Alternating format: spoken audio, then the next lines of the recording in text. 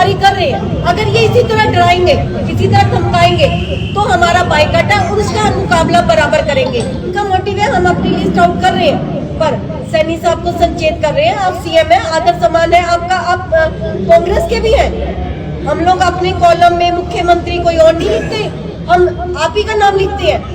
आप हमारे लोग नहीं लेके जा रहे, कांग्रेस वाले नहीं लेके जा रहे, आप भाजपा वाले ही आप में जा रहे हैं, क्योंकि भाजपा वाले ही कांग्रेस में रह के जो सेंध मार रहे थे उन्हीं को लेके जा रहे हैं। स्वतंत्र देश में रहते हैं, हम लोग नहीं डरे और ये भाजपा डर गई है, भाजपा बौखला गई है, जो खौफ के कारण यहाँ से कैंडिडेट लेके। मामला किस विषय पे जो है प्रेस कॉन्फ्रेंस करें? ये है कि लिस्ट तो भी जारी हो जाएगी और लेट होने का भी ये मकसद है कि जो सत्ता पक्ष वाले अपनी तानाशाही दिखा रहे हैं, लोकतंत्र की हत्या कर रहे हैं, क्योंकि अटल बिहारी वाजपेयी जी कहते थे कि पक्ष से ज्यादा विपक्ष का मजबूत होना जरूरी है।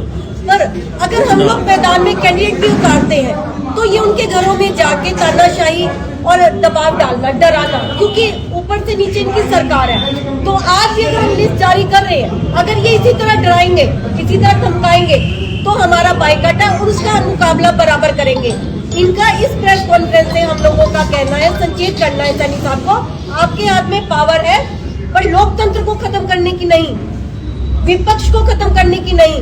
जो यहाँ पर हमारे पास बेरोजगारी या अन्य जिन चीजों के लिए आपको जनता ने बनाया है उनके ऊपर फोकस कीजिए। अगर आप हमारे कैंडिडेट को डराओगे, धमकाओगे तो ये विपक्ष खत्म करोगे। इसका मतलब आप जनता का हित नहीं चाहते, आप सिर्फ सत्ता का सुख चाहते हो, कुर्सियों के चुनावी।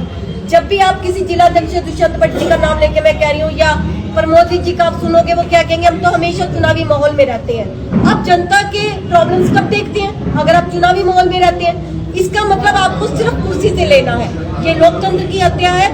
और हमारा आज ये मोटिव है, जो हमारे नीतिमोहन जी जिनको प्रवक्ता बनाया बेजा पार्टी ने, उनका मोटिव है, हम अपनी लिस्ट आउट कर रहे हैं, पर सैनी साहब को संचेत कर रहे हैं, आप सीएम है, आदर सम्मान है आपका, आप कांग्रेस के भी हैं। हम लोग अपने कॉलम में मुख्यमंत्री कोई और नहीं लिखते, हम आप ही का नाम लिखते हैं। पर ये शांतिपूर्वक जनता का त्योहार है, लोकतंत्र का पर्व है, जो 200 साल की गुलामी के बाद हमें मिला है, उस त्योहार को मनाने दीजिए। हारेगा जीतेगा उसका निश्चय जनता करेगी, आप न कीजिए, क्योंकि इनकी तानाशाही जो हमारे करनाल में इन्होंने किया, हमारे यहाँ से जो भी भाजपा मतलब कांग्रेस में थे उनको हमारे जगमोहन जी ले रहे हैं या सैनी जी अपने ग्रुप पे डाल के मंचों पे खड़े होकर डिंगे हाँक रहे हैं कि देखो जी हम कांग्रेस के लोग ले आए। पहले तो मैं ये आप तक मैसेज जरूर पहुंचाऊंगी, आप हमारे लोग नहीं लेके जा रहे, कांग्रेस वाले नहीं लेके जा रहे, आप भाजपा वाले ही आप में जा रहे हैं, क्योंकि भाजपा वाले ही कांग्रेस में रह के जो सेंध मार रहे थे उन्हीं को लेके जा रहे हैं। इस तानाशाही के खिलाफ पहले तो हमारी ये प्रेस कॉन्फ्रेंस है, हम चाहेंगे ज्यादा से ज्यादा जनता तक, और उससे पहले भाजपा नेता तक जाए। जो चुनावी मंचों पर मुद्दों की बात कम करते हैं, कांग्रेस तो पहले कहते हैं, मुद्दों पे बात कीजिए। 10 साल आपकी सरकार ने क्या किया? आप जनता के बीच में नाली गली बर्बाद टेंडरों की बात कीजिए, ना कि कांग्रेस की बात कीजिए। कांग्रेस ने अच्छा किया बुरा क्या वो जनता तय करेगी।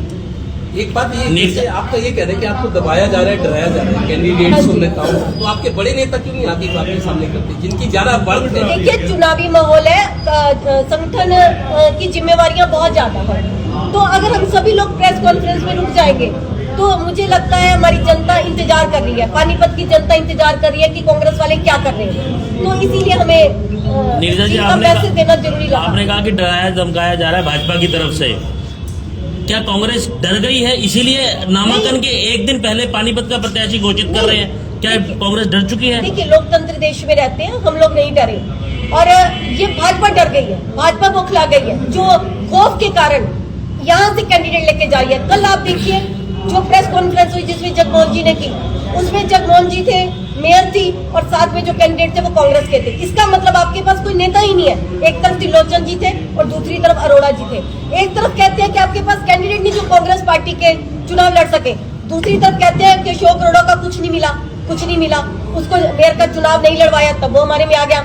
आप सीता और गीता का डबल रोल ना बत कीजिए, या तो बताइए अशोक अरोड़ा कैंडिडेट था आपके बीच में क्यों गया, या बताइए कि कांग्रेस के पास कैंडिडेट। आपने त्रिलोचन सिंह की बात की तो यही बात बता देते हैं। त्रिलोचन सिंह ने खुद कहा है कि मुझे जब टिकट नहीं मिली थी विधानसभा में, मुझे किसी बड़े नेता ने, प्रदेश के बड़े नेता ने फोन करके कहा था कि इस कैंडिडेट की मदद करो, नहीं तो सरकार हमारी आ रही है, आके देख लेना। इतना शब्द बोले। त्रिलोचन सिंह की खुद की ये वर्डिंग है। देखिए आप एक बताइए, गुपचर किसको कहा जाता है? या बोलते विश्वसनीय सूत्र, जो सूत्र सभी बताते विश्वसनीय नहीं होते।